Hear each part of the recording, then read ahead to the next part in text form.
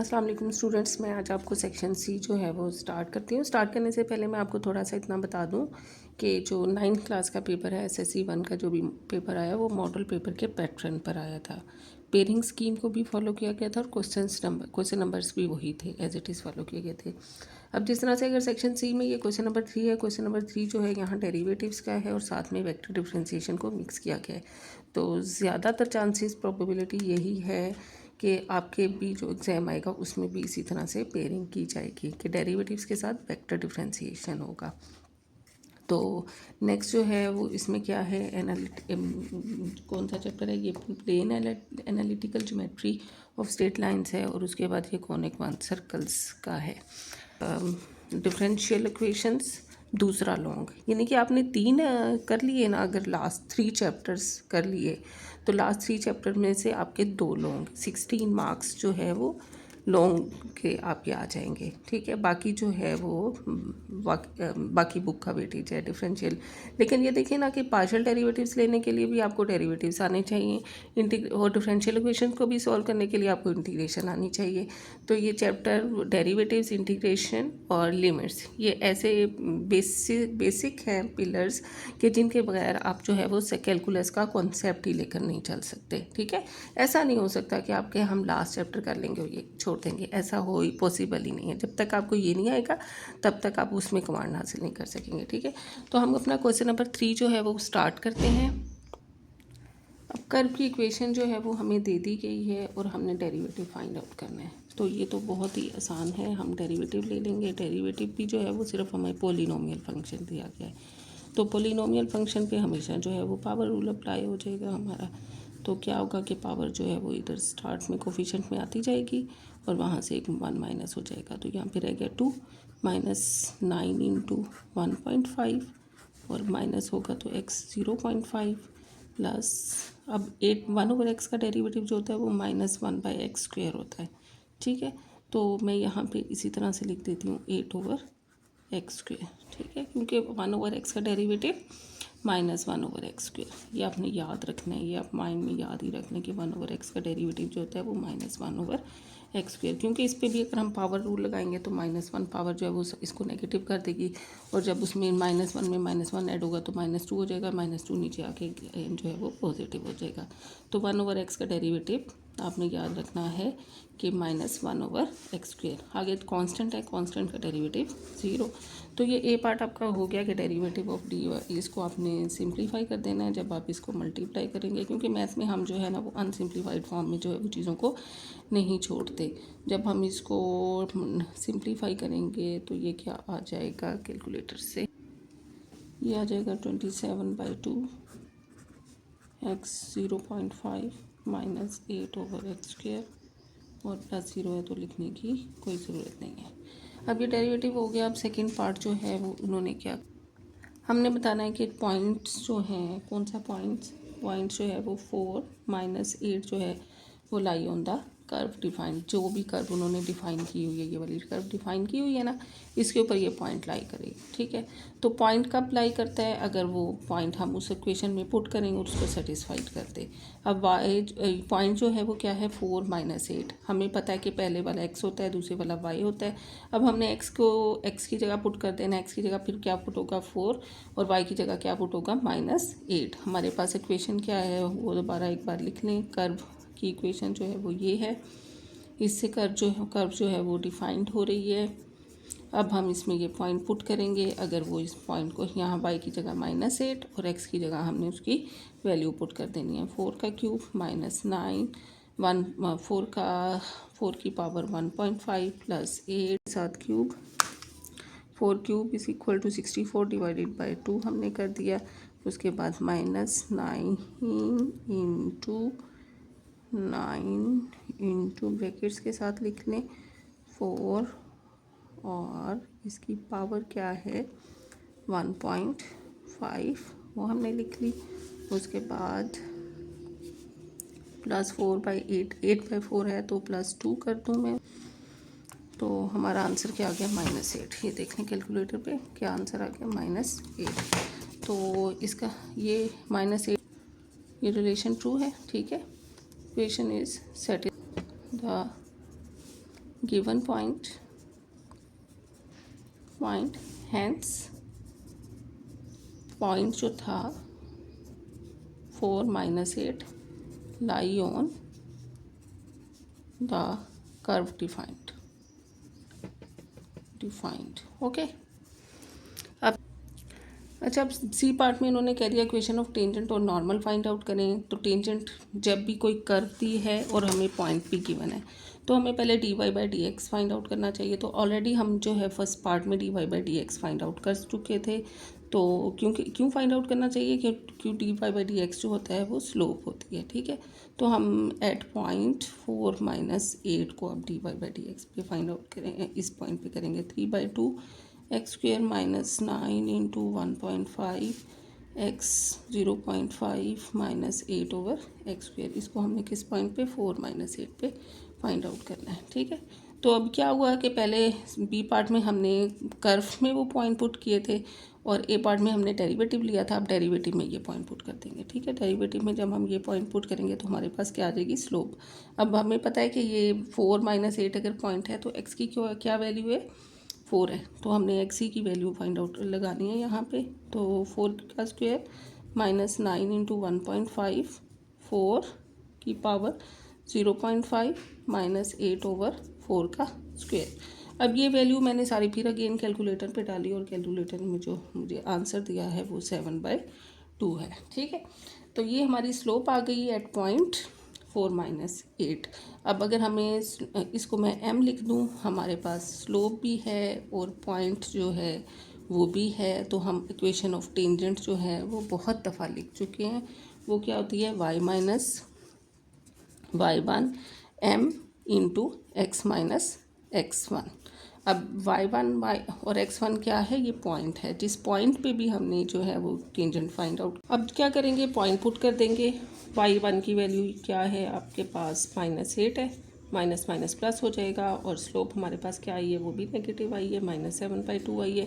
वो हम इस पे पुट कर देंगे। और x1 जो है वो हमारे पास 4 है, वो हमने पुट कर दिया। लेकिन उन्होंने हमें जो है वो क्वेश्चन में क्या कहा था कि जो आंसर है वो किस फॉर्म में लिखना है, आपने ax + by + c की फॉर्म = 0 की फॉर्म में, ठीक है। तो आपने फिर इसको सिंप्लीफाई कर देना है। 2y + 16 = -7x और ये आ जाएगा +28। और इसको जो है वो आप शिफ्ट कर देंगे, ठीक है, दूसरी साइड पे सिंप्लीफाई करेंगे तो हमारे पास क्या आ जाएगा, ये 7x को मैंने इस साइड पे शिफ्ट कर लिया तो ये आ जाएगा 7x पॉजिटिव हो जाएगा, +2y ऑलरेडी इधर है, +16 और ये -28। -28 में से जब +16 को माइनस करूँगी तो मेरे पास रह जाएगा -12 = 0। ये हमारे पास बन गई इक्वेशन ऑफ टेंजेंट, ओके। अब normal equation of normal find out करने के लिए हमें जो है जस्ट स्लोप ऑफ नॉर्मल चाहिए। स्लोप नॉर्मल क्या होता है, टेंजेंट पे परपेंडिकुलर होता है। अगर ये टेंजेंट है तो नॉर्मल क्या होगा, उसके ऊपर परपेंडिकुलर लाइन, ठीक है। स्लोप ऑफ नॉर्मल हम क्योंकि टेंजेंट की फाइंड आउट कर चुके हैं तो नॉर्मल की क्या हो जाएगी, -1/m। अब हमारे पास वो जो थी वो टेंजेंट की स्लोप क्या थी, -7/2, यहाँ हो जाएगी +2/7। अब इक्वेशन ऑफ नॉर्मल वो ही रहेगी, इसके लिए फार्मूला चेंज नहीं होगा, ठीक है। इक्वेशन लाइन की इक्वेशन लिखने के लिए वही फार्मूला mx - x1। अब जो है यहाँ पे हम y1 पुट कर देंगे। y1 जो है वो हमारा 8 था, -8 था, वो पुट कर दिया। और m क्या था, 2/7 था, वो मैंने पुट कर दिया। x - x1 जो है वो मेरे पास क्या था, 4 था, वो मैंने यहाँ 4 पुट कर दिया।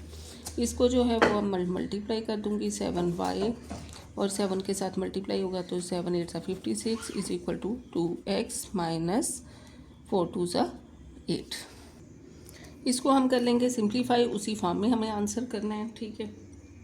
उसी फॉर्म में जब हमें आंसर करना है तो मैं पहले 2x और ये मैं -7 मैंने उस साइड पे शिफ्ट कर दिया। -8 पहले से -8 था और -56 उधर चला जाएगा, ठीक है। तो =0। तो ये आ जाएगा 2x - 7 माइनस माइनस हो जाएगा मेरे पास प्लस, और ये आ जाएगा 64 = 0, which is the equation of normal, ठीक है। तो यहाँ पे हमारा ये क्वेश्चन नंबर 3 ख़त्म हो गया। इतने आसान कॉन्सेप्ट थे, ये कॉन्सेप्ट इतनी बार रिपीट हुए हैं। Equation of tangent, equation of normal find out करना बहुत ही आसान, एक ही फार्मूला इसमें यूज़ हो रहा है जी, y minus Y one equal to m x minus x one. तो ये दूसरा क्या कॉन्सेप्ट यूज़ हो रहा है कि स्लोप ऑफ टेंजेंट और नॉर्मल एक दूसरे पे परपेंडिकुलर होती है, तो इसलिए उसकी स्लोप जो होगी वो -1/m होगी। ठीक है, डेरिवेटिव लेना आता हो आपको, इक्वेशन ये फार्मूला आता हो, ठीक है, और स्लोप फाइंड आउट करनी आती हो किसी भी अब स्लोप जो है वो किस किस तरीके से फाइंड आउट कर सकते हैं, ये मैं आपको बता दूं। स्लोप एक तो अगर हमें थीटा, समटाइम्स अगर थीटा दे दें तो स्लोप क्या हो जाती है, टेंजेंट थीटा। ठीक है, अगर उन्होंने थीटा दे दिया तो स्लोप टेंजेंट थीटा हो जाती है। अगर उन्होंने 2 पॉइंट्स दे दिए x1 y1 और सेकंड पॉइंट p1 जो है वो ये, और सेकंड पॉइंट x2 y2 दे दिया, तो फिर स्लोप क्या हो जाती है, स्लोप हमारे पास हो जाती है y2 minus y1 over x2 minus x1। ठीक है, और अगर आपको उन्होंने वो कर्व की इक्वेशन दे दी है तो आप जो डेरिवेटिव ले लेते हो एट दैट पॉइंट, किसी भी एक्स पॉइंट के ऊपर, और साथ में वो पॉइंट दे देते हैं जिस पॉइंट के ऊपर स्लोप फाइंड आउट करनी होती है, तो वो भी आपके पास स्लोप आ जाती है। ठीक है, तो ये तीन जो चीज़ें हैं वो स्लोप आप इस तरह से फाइंड आउट कर लेते हैं। तो यहाँ पे आपका ये क्वेश्चन नंबर 3 जो है वो द एंड हो गया। अब हम क्वेश्चन इसी का जो है क्वेश्चन नंबर 3 का सेकेंड पार्ट करते हैं। हमें दिया गया है वेक्टर फंक्शंस, दो वेक्टर फंक्शंस गिवन किए गए हैं। ठीक है, यहाँ पे ना आपका टी जो है ना वो टी के टी और 3 इस तरह से मल्टीप्लिकेशन में लिखा हुआ है, लेकिन हमें पता है अगर ये कोफिशिएंट होता तो हम इसे स्टार्ट में लिखते, तो ये तो कोई तरीका नहीं है कि कोफिशिएंट को हम आगे लिखेंगे, क्योंकि ठीक है, तो ये मैंने इसको पावर में शिफ्ट कर लिया, वहाँ पे वो मॉडल पेपर में गलती है। ठीक है, तो इसमें मैंने पावर में शिफ्ट कर लिया। अब हमने क्या करना है, पहले एफ क्रॉस जी लेना है, फिर डेरिवेटिव लेना है। और एक और बात, ये वेक्टर फंक्शन है आई जे के, ये तीनों जो है ना इनकी अपनी अपनी डायरेक्शंस है, अपनी अपनी डायमेंशंस हैं, ये एक दूसरे के साथ ना ऐड हो सकते हैं, इस तरह से एडिशन पॉसिबल नहीं है। आई आई में ऐड होगा, जे जे में होगा, ये हम पहले भी कर चुके हैं, फर्स्ट ईयर में आपने वेक्टर पढ़ा हुआ है।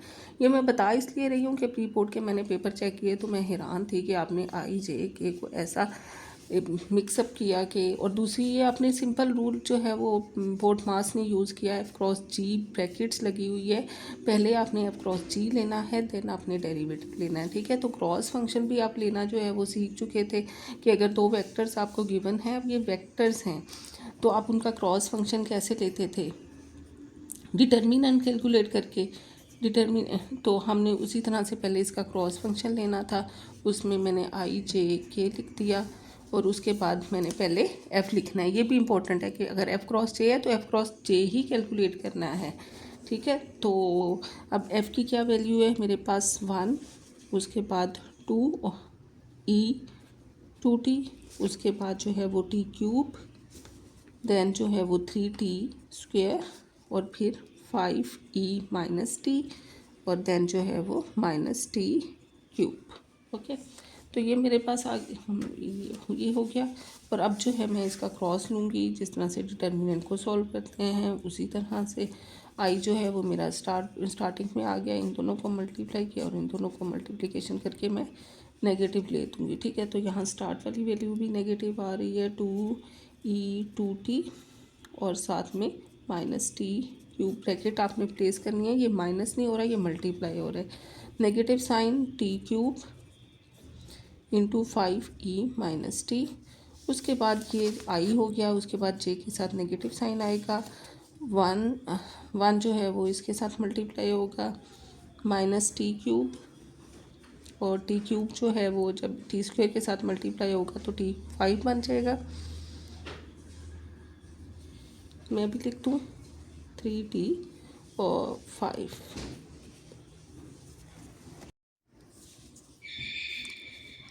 प्लस के इज इक्वल टू के करेंगे तो ये दोनों मल्टीप्लाई होंगे, 1 इंटू 5e माइनस टी, और with negative sign 3 2 6 e 2t और टी स्क्वेयर। आई जे के आ गया। कुछ सिंप्लीफाई अगर करना है तो विद इन द आई जे के होगा, ये नहीं होगा कि आई की ये वाली वैल्यूज़ जो है वो जे में ऐड हो जाएं, तो नो। लेकिन कुछ भी से टी क्यूब है, यहाँ पे ई माइनस टी है, नो लाइक टर्म्स, यहाँ पे ई 2t है, एज इट इज़ रह जाएगा। यहाँ टी क्यूब है, यहाँ T5 है, तो नो सिंप्लीफिकेशन। और लेकिन ये नेगेटिव नेगेटिव मैं इसको पॉजिटिव कर दूँ सारा, ये सारे का सारा पॉजिटिव हो गया। ठीक है, तो इसके अलावा और कोई सिंप्लीफिकेशन पॉसिबल नहीं है, क्योंकि आई जे के जो है वो अलग अलग हैं, इनको हमने एक दूसरे में ऐड नहीं करना। मैंने प्री बोर्ड चेक किया, आपने ये आई को जे में ऐड कर दिया, ऐसा नहीं हो सकता, ये अनलाइक टर्म्स है। ठीक है, तो यहाँ पे ये अभी हमारा एफ क्रॉस जे आ गया। अब हमने क्या करना है, इसका डेरिवेटिव लेना है। तो अब हम डेरिवेटिव ले लेंगे डी एफ क्रॉस जी ओवर डी टी, और इसका डेरिवेटिव लेंगे तो हमें पता है जब हम वेक्टर डिफरेंशिएशन करते हैं तो आई कंपोनेंट का जो भी वैल्यूज़ होंगी, जो कोफिशिएंट होंगे, वो हम उनका डेरिवेटिव ले लेंगे।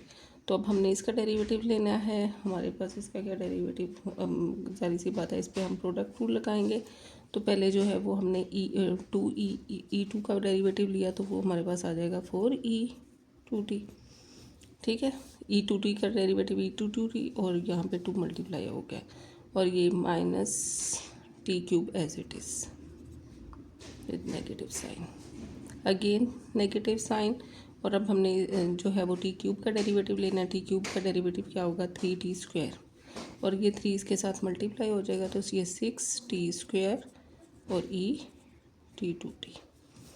ओके, माइनस अगेन यहाँ पे जब हम पहले टी क्यूब का डेरिवेटिव ले लेते हैं, वो हमारे पास क्या आ जाएगा, 5 3 ज़ा 15 t² E माइनस टी, और जब हम E माइनस टी का डेरिवेटिव लेंगे वो हमारे पास पॉजिटिव आ जाएगा, 5t³ और E माइनस टी। ये हमारे पास हो गया आई कंपोनेंट का डेरिवेटिव। उसके बाद अब हम जे कंपोनेंट का डेरिवेटिव लेंगे। जे कंपोनेंट में हमारे पास ये दो ही वैल्यूज़ हैं, दोनों अनलाइक टर्म्स है, एक t³ है और एक T5, और दरमियान में प्लस साइन है। तो ये जो है वो हमारी सिंपल जो है वो डेरिवेटिव हो जाएगा, t³ का डेरिवेटिव 3t², और 5 3 ज़ा 15 t4, हर कहीं पावर रूल लग रहा है कि यहाँ पे क्या हो गया, E minus T E T का डेरिवेटिव जो है वो सेम आएगा, लेकिन नेगेटिव साइन आ जाएगा। ठीक है, नेक्स्ट जो है वो हमारा प्रोडक्ट रूल अप्लाई होगा। प्रोडक्ट रूल जब अप्लाई होगा तो पहले जब हम डेरिवेटिव लेंगे तो 12E2t t² as it is. अब जो है वो मैं दोबारा जब डेरिवेटिव लूँगी, पहले मैंने t² का T2t का डेरिवेटिव लिया, अब मैं t² का डेरिवेटिव लूँगी तो t² का डेरिवेटिव भी 2t आ जाएगा, तो 6 2 ज़ा 12 E2t और साथ में t।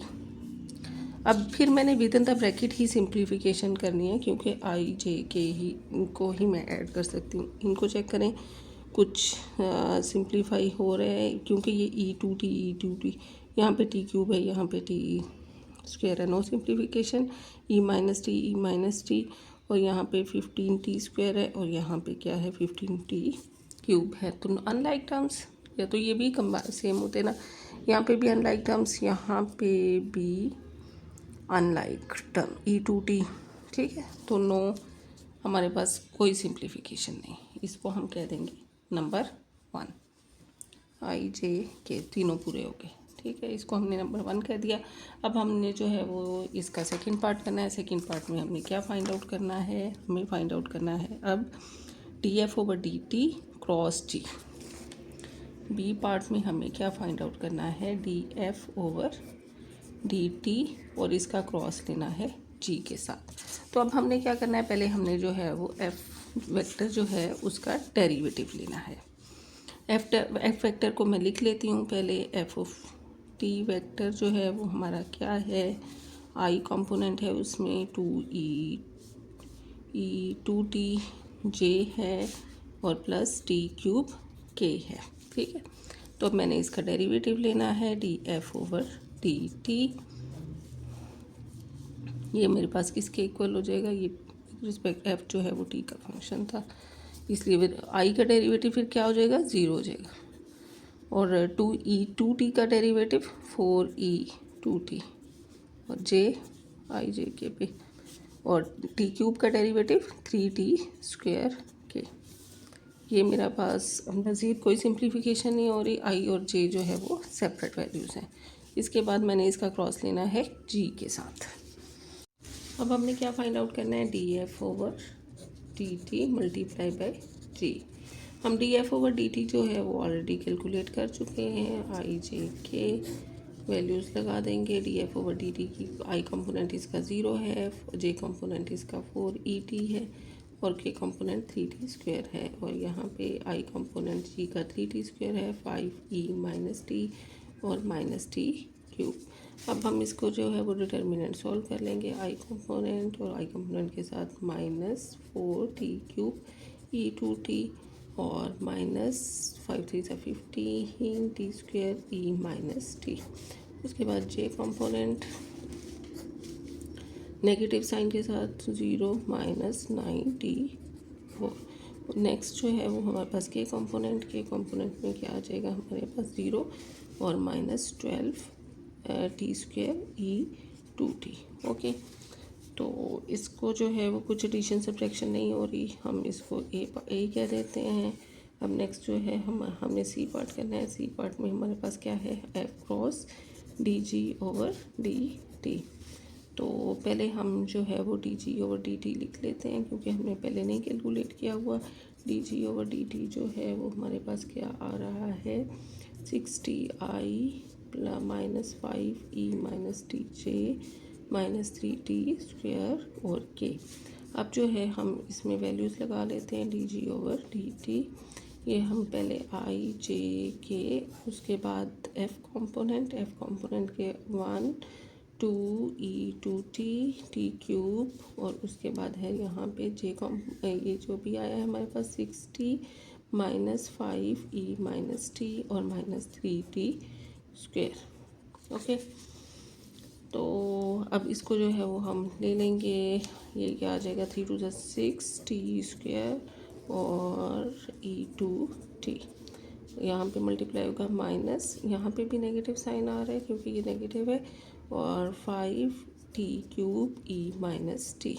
ये आई कंपोनेंट हो गया। उसके बाद नेगेटिव जे कंपोनेंट में के बाद जे कंपोनेंट माइनस जे, और ये आ जाएगा -3t² और यहाँ पे आ जाएगा -64।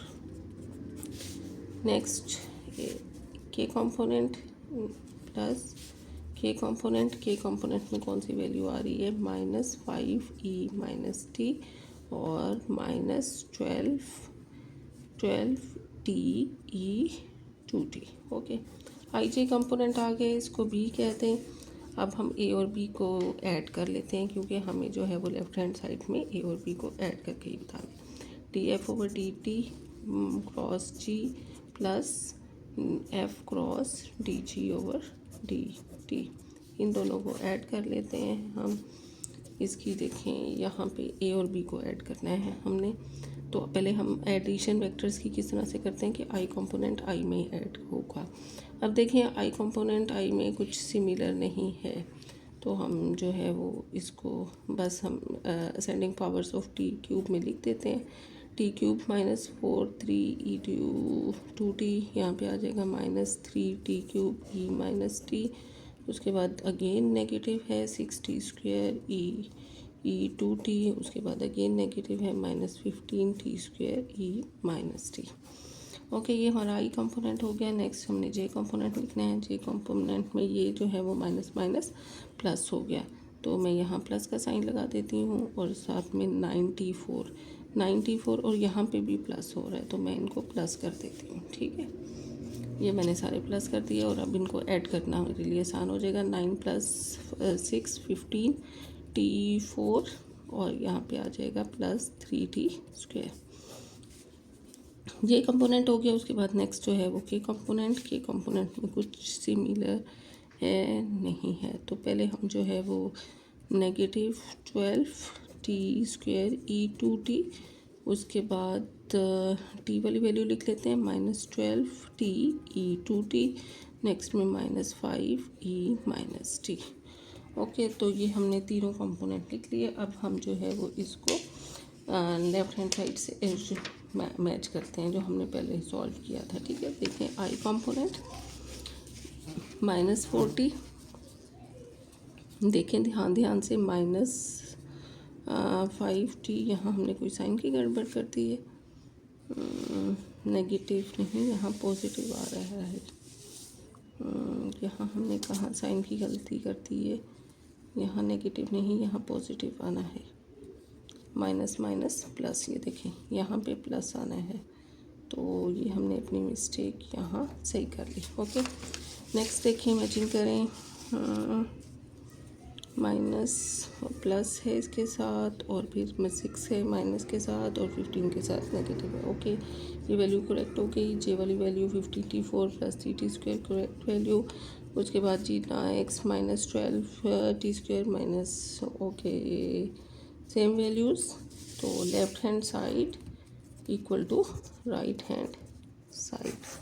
ठीक है, तो यहाँ पे आपका जो है वो क्वेश्चन कंप्लीट हो गया। आपने ध्यान से देखना है, क्योंकि मैथ में अगर एक साइन भी गलत होता है तो साथ में आपके मार्क्स भी डिडक्ट होते हैं।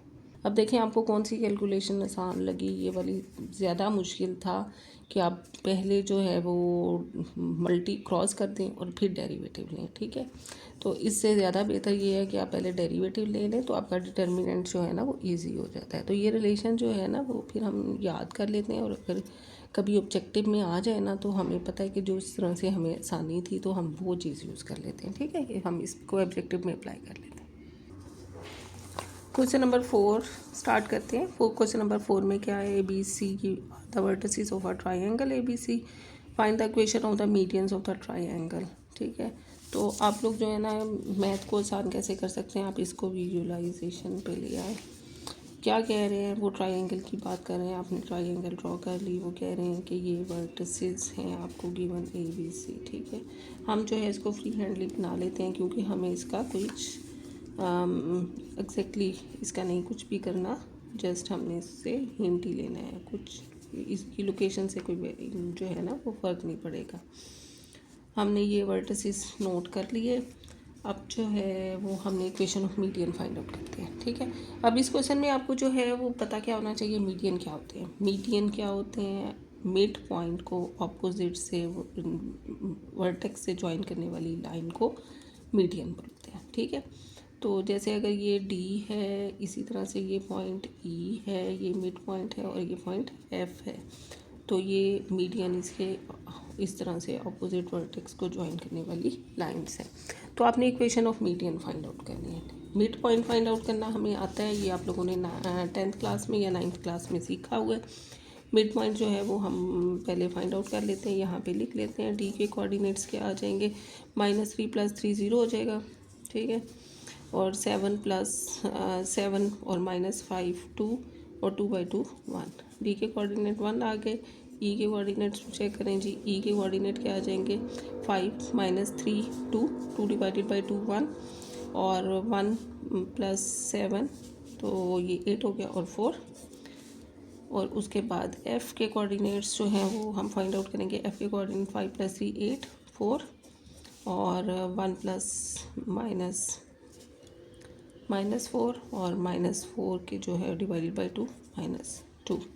हमने मिड पॉइंट फाइंड आउट कर लिए। अब जो है वो हम इक्वेशंस फाइंड आउट करते हैं। तो इक्वेशन ऑफ मीडियन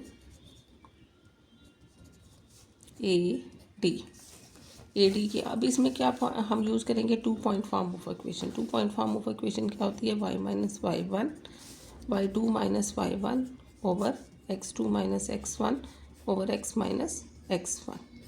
ये चीज़ आपको याद करनी है। ठीक है, ये आपने याद करनी है।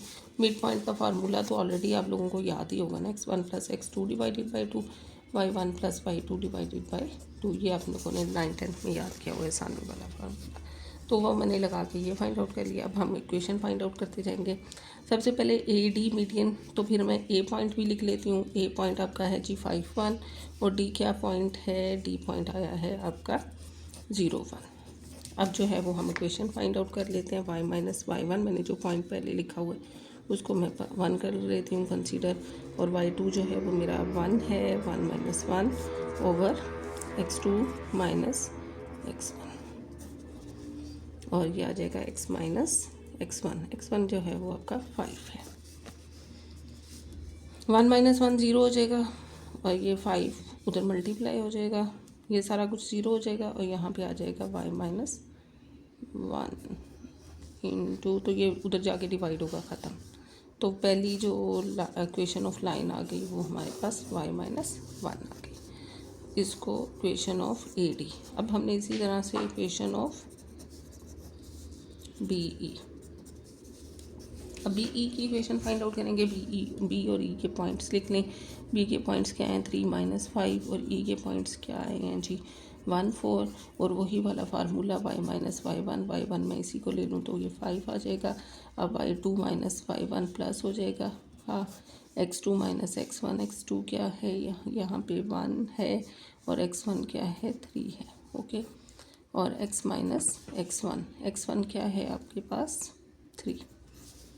सिंप्लीफाई कर लें 9 ओवर माइनस 2 x माइनस 3, ये माइनस 2 उधर मल्टीप्लाई कर दें, minus 2y minus 10 is equal to 9x minus 9 3 सा 27।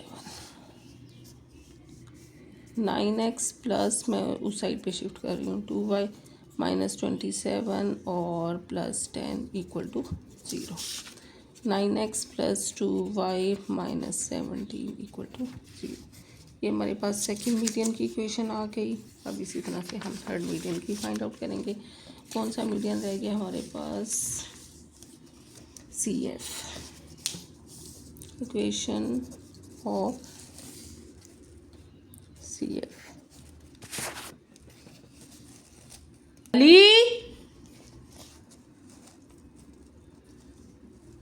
C के पॉइंट्स लिख लें -3 7 और F के पॉइंट्स लिख लें। F के पॉइंट्स क्या आए हैं 4 माइनस 2।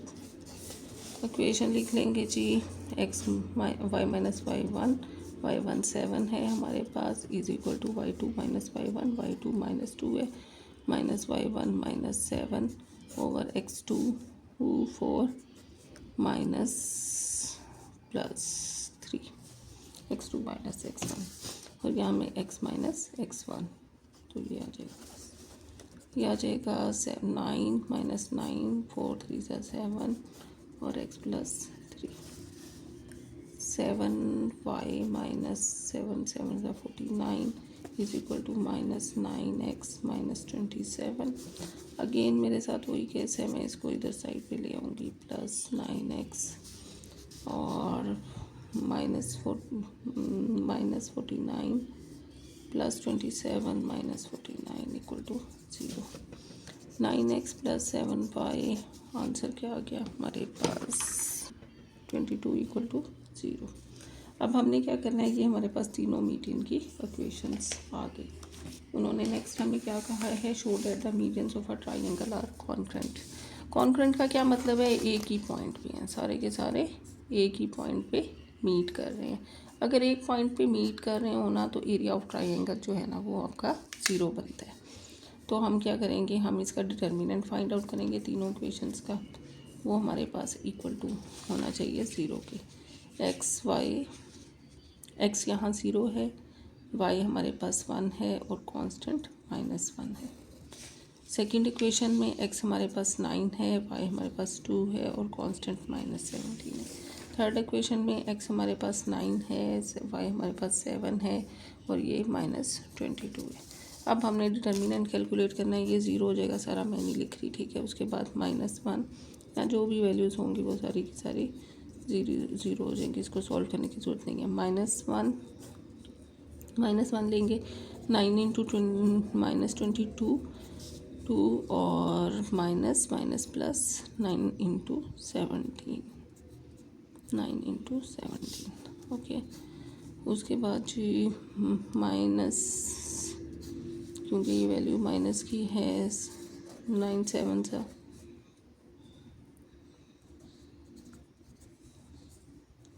-9 2 सा 18। इनको सिंप्लीफाई कर लेंगे, ये 0 माइनस,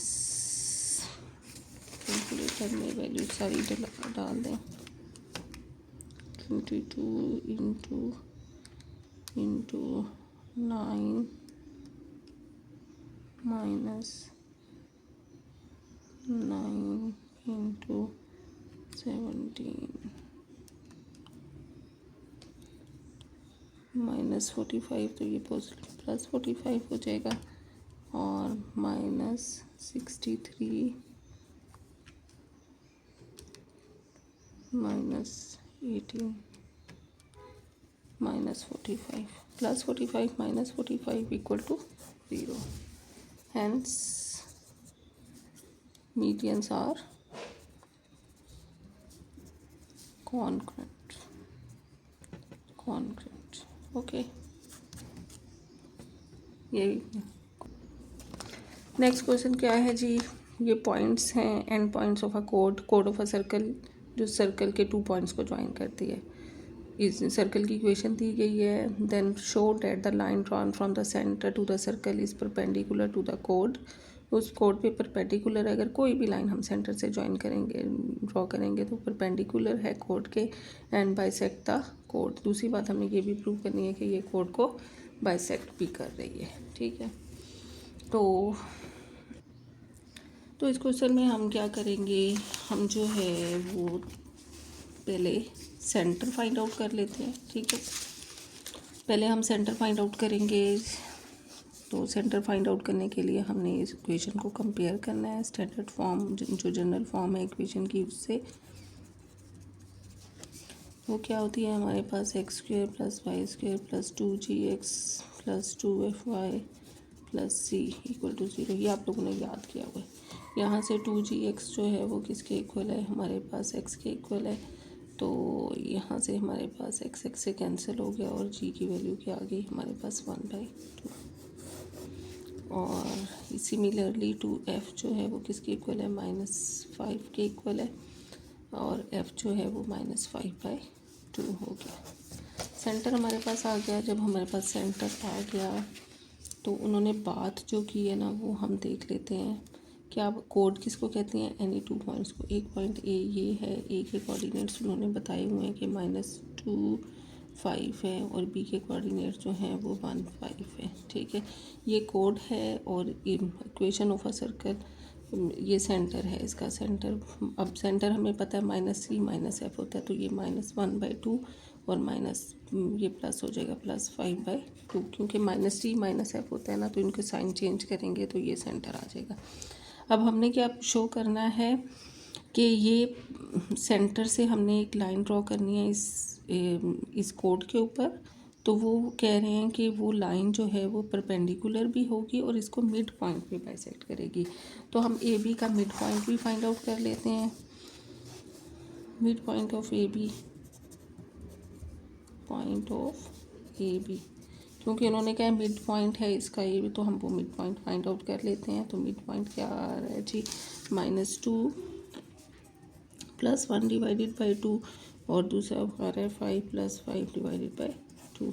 तो मिड पॉइंट हमारे पास आ गया -1/2 और 5. अब दूसरी हम क्या करते हैं, ये मिड पॉइंट जब हमारे पास आ गया तो इसका फ़ायदा क्या होगा कि हम इक्वेशन फाइंड आउट कर सकते हैं CM की. ठीक है, इक्वेशन ऑफ लाइन CM. अब हम इस लाइन की इक्वेशन फाइंड आउट कर लेते हैं. कैसे, 2 पॉइंट से. हमारे पास कौन कौन से 2 पॉइंट्स हैं, एक सेंटर वाला. ठीक है, सेंटर वाला कौन सा पॉइंट है वो हम पहले लिख लेते हैं, G पॉइंट. G वाले मैंने बताया ना कि -G -F सेंटर होता है, तो ये -G और -F किया तो ये इसके कोऑर्डिनेट हो गए. C पॉइंट ये है, और M पॉइंट क्या है, मिड पॉइंट जो हमने अभी फाइंड आउट किया -1/2 और 5. अभी पिछले क्वेश्चन में हमने जो 2 point form of equation use की वही दोबारा से यूज़ हो रही है. y - y1 y2 - y1 over x2 - x1. ये आप लोगों ने याद किया हुआ है 2 पॉइंट फॉर्म ऑफ इक्वेशन. अगर 2 पॉइंट्स हों तो हम इक्वेशन ऑफ लाइन इस तरह से लिखते हैं. अब यहाँ पे हम x1 और y1, ये x1 और y1 है, और ये x2 और y2 है. ठीक है, हम इनकी वैल्यूज़ पुट कर लेते हैं. y - y1 की वैल्यू 5/2 है, वो हमने पुट कर दी. और y2 की वैल्यू 5 - y1 की वैल्यू 5/2 ओवर x2 की वैल्यू -1/2 और माइनस प्लस x1 की value 1/2. X minus x one की वैल्यू जो है वो 1/2। अब देखिए -1/2 और +1/2, तो ये तो हमारे पास आ रहा है 0। इस 0 को इधर मल्टीप्लाई करते हैं इस साइड, तो ये सारा 0 हो गया और बाकी हमारे पास क्या रह गया। और हम इसको भी डिवाइडेड बाय 0 कर दें तो हमारे पास x + 1/2 रह गया। इक्वेशन जो है वो हमारे पास क्या आ गई, x + 1/2, या फिर दूसरे अल्फाज में x = -1/2 हमारे पास इक्वेशन ऑफ लाइन CM आ गई। हम इक्वेशन ऑफ लाइन ए जो कोड AB है उसकी भी फाइंड आउट कर लेते हैं। इक्वेशन ऑफ कोड AB की जब हम कोड फाइंड आउट करेंगे तो वो हमारे पास वो भी यही फार्मूला लगेगा, y2 - y1 और x2 - x1, लेकिन इसमें पॉइंट कौन कौन से हैं हमारे पास, पॉइंट्स लिख लें पहले। A के पॉइंट्स हैं -2 और 5 और B के पॉइंट्स हैं आपके पास 1 और 5। y2 - y1, y1 जो है वो हमारे पास 5 है, और y2 - y1, y2 5 है, और -y1 ओवर x2 - x1 जो है वो मेरे पास 1 है और x1 जो है वो मेरे पास 2 है। वैल्यूज़ लगा दी x - x1 की जो है वो वैल्यू ये हो गई। दिस टाइम यहाँ पे ये वैल्यू 0 आ रही है, तो ये 0 सारा कुछ इस साइड पे 0 हो गया, y - 5 = 0। तो यहाँ पे ये y = 5 आ गई। अब देखें जो कोड है उसकी जो है इक्वेशन क्या आई है, y = 5। ये कैसी लाइन होती है, हमेशा जब भी हम देखें y = 5 को अगर हम ड्रॉ करेंगे तो जहाँ y = 5 है तो ये हॉरिजॉन्टल लाइन होती है, ठीक है, इज हॉरिजॉन्टल लाइन। और x = -1/2, x = -1/2, जब हम x = -1/2 लेंगे तो वो इधर आएगी, ठीक है, विच इज़ वर्टिकल लाइन। अब देखें एक लाइन हॉरिजॉन्टल है और एक लाइन वर्टिकल है, तो दोनों परपेंडिकुलर है, hence line segment from the centre horizontal और वर्टिकल एक दूसरे पर परपेंडिकुलर होती हैं, hence line segment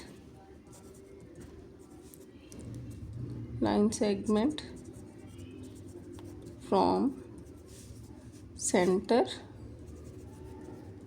to mid point is perpendicular to each other, ठीक है।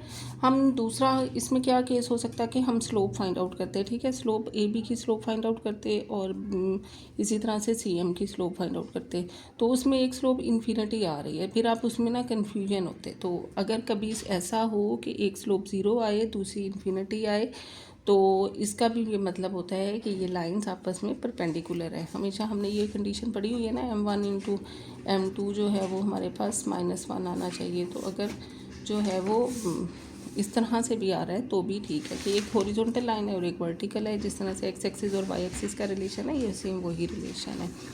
तो दूसरी हमने ये चीज़ प्रूव करनी है कि ये इसको बाइसेक्ट भी कर रहा है, तो या इसी लाइन के यही लाइन सेगमेंट जो है वो इसको बाइसेक्ट भी कर रहा है। हमें कैसे पता चलेगा, हमने जो CM की इक्वेशन फाइंड आउट की है उसके ऊपर देखें मिड पॉइंट वाले पॉइंट लाई कर रहे हैं, ठीक है, मिड पॉइंट का पॉइंट, अगर हम मिड पॉइंट M जो है M को इन CM पुट करें,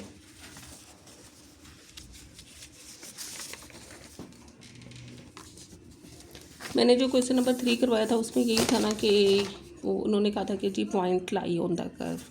तो अब मिड पॉइंट जो है, mid point lie on CM as क्योंकि CM की इक्वेशन क्या है हमारे पास, CM की इक्वेशन है x = -1/2 और M के कोऑर्डिनेट्स क्या हैं हमारे पास, M जो हमने फाइंड आउट किया था उसके कोऑर्डिनेट्स हमारे पास आए हैं, मिड पॉइंट के कोऑर्डिनेट्स आए हैं -1/2 और 5। अब आप x और y की वैल्यूज़ पुट कर दें, अगर x की वैल्यू यहाँ पे पुट करेंगे तो -1/2, y तो है ही नहीं, -1/2 = 1/2, ठीक है, which satisfied, hence M lie on CM, ठीक है, तो CM पे लाई कर रहा है तो मिड पॉइंट जो है फिर वो कोड के ऊपर लाई भी कर रहा है और उसको परपेंडिकुलर है, बाइसेक्ट भी कर रहे हैं। अच्छा, बी पॉइंट पे उन्होंने बी पार्ट में उन्होंने हमें क्या कह दिया है, पी और क्यू हमें कोई से भी पॉइंट इसी तरह से आर एस जो है वो पॉइंट दिए गए हैं और उन्होंने कहा equi distant from the centre of the circle. अब वो वाला सर्कल नहीं दिया, उन्होंने चेंज सर्कल दे दिया, ठीक है। तो हमने यह क्या, सपोज अगर ये पी क्यू है और इसको ये आर एस है, तो हमने क्या प्रूव करना है कि ये पी क्यू और आर एस जो है वो सेंटर से इक्वी डिस्टेंट है, यानी कि सेंटर से इनका डिस्टेंस इक्वल है, ठीक है। तो हमने अगर ये सेंटर है तो हमने ये वाला डिस्टेंस फाइंड आउट करना है, ठीक है। Perpendicular distance of a point from a line, वो उसका क्या फार्मूला है हमारे पास, पी एम का फार्मूला जो है वो इसमें यूज़ होगा हमारे पास। Perpendicular distance of a point from a line, जो चीज़ें यूज़ होंगी वो मैं आपको पहले बता दूँ, over A square plus B square under root, ठीक है। ये फार्मूला यूज़ होगा जो आपने याद करना है। और दूसरा कौन सा फार्मूला यूज़ होगा, हम पहले लाइन की इक्वेशन लिखेंगे, y minus Y one by two minus Y one over x two minus x one into x minus x one. ये दो फार्मूलाज हम इसको रिपीटेडली यूज़ करेंगे।